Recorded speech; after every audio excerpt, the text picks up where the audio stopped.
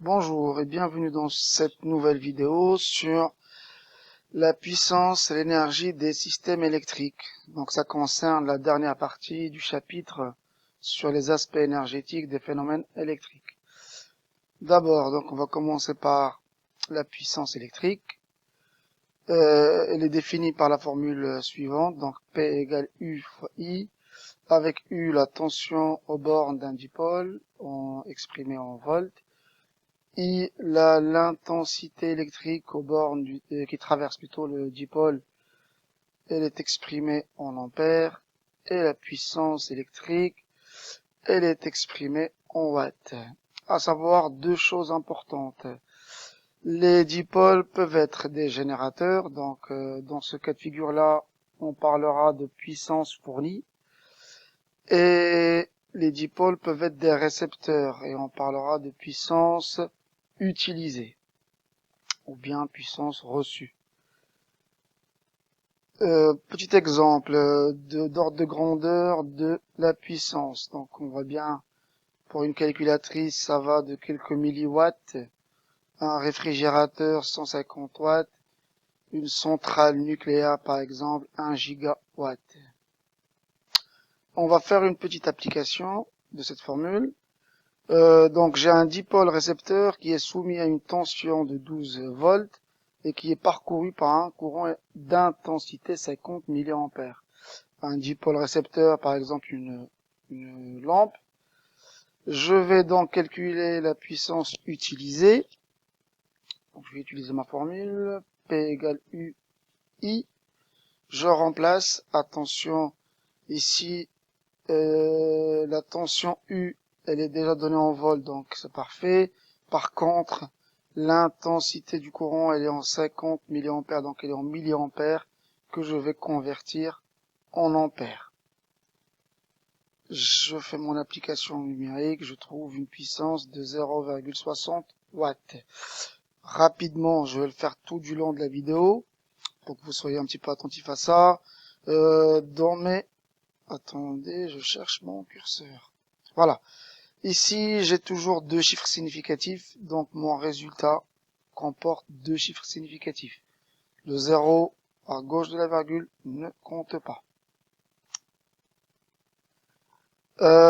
Pour un dipôle ohmique, donc un dipôle ohmique, ça, j'ai déjà parlé de ça lors d'une précédente vidéo sur la loi d'Ohm. Donc un dipôle ohmique, donc il est régi par ce qu'on appelle la loi d'Ohm, qui est U égale RI. U la tension aux bornes du dipôle, R la résistance en ohm, et I l'intensité du courant électrique qui le traverse. Pour calculer la puissance reçue par ce dipôle ohmique, donc j'applique la formule qu'on a vue juste avant, P égale U fois I. Je vais remplacer ce U que j'ai là par RI, c'est le même U. Donc je remplace, ce qui va me donner P égale R fois I. Donc U ici remplacé par RI, remultiplié par 1I. Au final, on obtient P égale R fois I au carré. Donc R, c'est la résistance du dipôle ohmique, en ohm. Cette puissance électrique reçue par le dipôle est dissipée sous forme de chaleur, donc elle est perdue sous forme de chaleur. Ce phénomène-là est appelé l'effet Joule. Je prends un exemple. Un barbecue électrique contient une résistance R de 20 ohms parcourue par un courant électrique d'intensité 10 ampères. Je calcule la puissance reçue par mon barbecue, la résistance du barbecue. Donc j'applique la formule P égale R fois I au carré. Je remplace. Donc la résistance c'est 20 ohms et l'intensité c'est 10 ampères. Donc I au carré, 10 au carré. Je calcule tout ça, ça me donne 2000 watts. Ou bien ça peut me donner, pour faciliter les choses, 2,0 kilowatts. Voilà pour cette partie-là. Ensuite, on parle de l'énergie électrique. La formule de l'énergie électrique, c'est P fois delta T. P, c'est la puissance soit reçue, soit fournie, selon le dipôle que j'ai. Bien sûr, on a vu ça avant. Donc, si c'est un générateur, ce sera de la puissance fournie. Si c'est un dipôle récepteur, ce sera de la puissance reçue. Delta T, c'est la durée d'utilisation. L'unité, toujours pour la puissance, c'est les watts. La durée d'utilisation, son unité, c'est les secondes. Et puis l'énergie est exprimée en joules. Je prends un exemple encore. Un aspirateur qui consomme une puissance P de 1,8 kW pendant 20 minutes. On va calculer l'énergie reçue par cet aspirateur ou consommée par cet aspirateur. Donc P fois delta T. Donc j'applique la formule. Attention, la puissance doit être en watts. Ici, je l'ai en kilowatts. Donc je vais convertir. Ça va me donner 1,8 10 puissance 3. Et la durée d'utilisation est en minutes.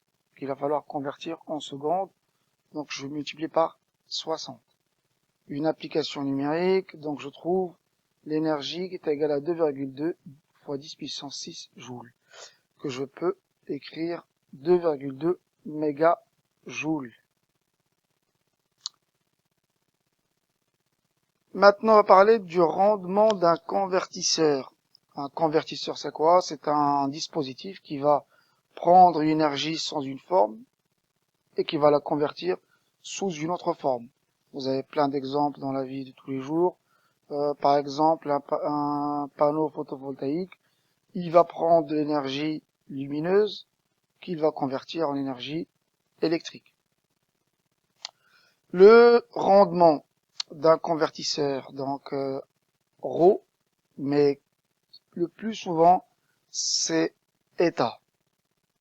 Son symbole, c'est eta. Ça, c'est dans la majorité des cas. Donc, la formule, donc, ce rendement, c'est le rapport entre l'énergie utilisée ou utile, en joules, et l'énergie absorbée, ou bien l'énergie reçue, en joules. Le rendement, du coup, vu que je divise deux grandeurs de même unité, le rendement sera sans unité. Et bien sûr, sa valeur sera toujours inférieure ou égale à 1. Je peux aussi calculer le rendement en pourcentage en multipliant par 100. Cette formule, c'est la formule globale, elle est aussi valable en utilisant les puissances. Donc le rendement, c'est la puissance utile sur la puissance absorbée. Dans certains exercices, soit qu'on a en donné les énergies, soit qu'on a en donné les puissances. On peut utiliser l'une des deux formules. Donc, un convertisseur, de manière générale, il va recevoir une énergie, qu'on appelle énergie absorbée, qu'il va convertir en énergie utile, et bien sûr, très souvent, il y aura des pertes, ce qu'on appelle une énergie dissipée. Ça, c'est très important. Ça arrive dans la majorité des cas. Une petite remarque, l'énergie absorbée, celle qui va rentrer, sera égale à la somme des deux autres énergies, c'est-à-dire l'énergie utile plus l'énergie dissipée. On va faire un exemple. On va prendre par exemple une éolienne. L'éolienne est un convertisseur. Elle va convertir l'énergie mécanique du vent, et plutôt, là je parle de manière globale énergie mécanique, mais précisément c'est de l'énergie cinétique. Donc elle va convertir cette énergie en énergie électrique. Donc lors de ce transfert thermique, lors de cette conversion, un transfert thermique non voulu se produit également. Vous savez de quoi on parle ici, c'est de l'énergie dissipée. Donc je prends mon éolienne, mon convertisseur, donc il y aura une énergie qui va rentrer, donc il va arriver cette énergie mécanique grâce au vent. Elle sera convertie en énergie électrique. Et bien sûr, on a des pertes, c'est l'énergie thermique. Admettons maintenant, pour faire un calcul du rendement de cette éolienne, on va supposer que l'éolienne reçoit une énergie mécanique de 125 mégajoules et qu'il y a une perte de 25 mégajoules et qu'elle convertit en énergie électrique 100 mégajoules. Pour calculer le rendement, on va utiliser la formule, donc ρ ou bien état égale l'énergie utile sur l'énergie absorbée. Je remplace, donc j'ai l'énergie utile, c'est l'énergie dont on a besoin, 100 mégajoules. Je mets pas les unités parce que les deux énergies ont la même unité, donc pas besoin de convertir. L'énergie absorbée, donc c'est l'énergie mécanique qui vaut 125 mégajoules. Donc application numérique, rappelez-vous, le rendement n'a pas d'unité. Donc c'est 0,800, 3 chiffres significatifs. Pour faire ça, pour le mettre en pourcentage, il suffit de multiplier par 100 et j'obtiens le rendement de cette éolienne qui est de 80,0%. Voilà, cette capsule est terminée. Vous avez normalement maintenant tous les éléments pour pouvoir faire les exercices.